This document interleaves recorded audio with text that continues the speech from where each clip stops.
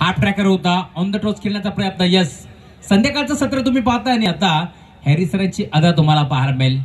खरं तर संध्याकाळच्या सत्रामध्ये 12 धावा धावफलकावरती जोडल्या गेल्या. गुरुदास विराज यावेळेस देखील बटाट वेग तुम्हाला पाहायला मिळतोय. अडपा बाट्टा खेळण्याचा प्रयत्न फसला आणि यस, पुन्हा एकदा पंच हॅरी सरांना तुम्ही पाहताय. लेग बाईचा त्यांचा इशारा आमच्यापर्यंत पोहोचला. टीमची टोटल धावफलकावरती पुढे सरकेल. आतापर्यंत धाबा धावफलकावरती जोडली लागली. गोलंदाजी केली विराज मुंडेच्या माध्यमातून आणि आता पुन्हा एकदा चांगली गोलंदाजी होत असताना जर्मन टायगर संघाला तुम्ही पाहता, ज्याने खूप चांगला खेळ केला.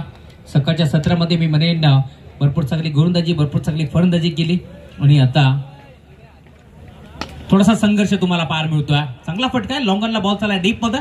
दरम्यान एक चिकी सिंगल आणि सिंगलच्या जोरावरती धावफलक पुढे सरकेल. आतापर्यंत 14 धावा जोडल्या गेल्या. सिंगल डबलने 55 धावा जर बनल्या गेल्या तर टायगर संघाची गोलंदाजी देखील तितकीच धारदार. कारण मागील मॅच मध्ये सागर पाटीलला तुम्ही पाहिलं, ज्याने मात्र 2 वेळा विकेट हॅट्रिक संपादित केली. तोच खेळाडू आता बाद झालाय विराज मुंडे गोलंदाजी मार्गवरती. यावेळेला देखील पुन्हा एकदा अडबा बाट्टा खेळण्याचा प्रयत्न, संपर्क नव्हता. चेंज ऑफ द बेस, गतीमध्ये परिवर्तन केलं, बोटं विखुरली, फिंगर रोल केली आणि बॉल मात्र स्विंगवर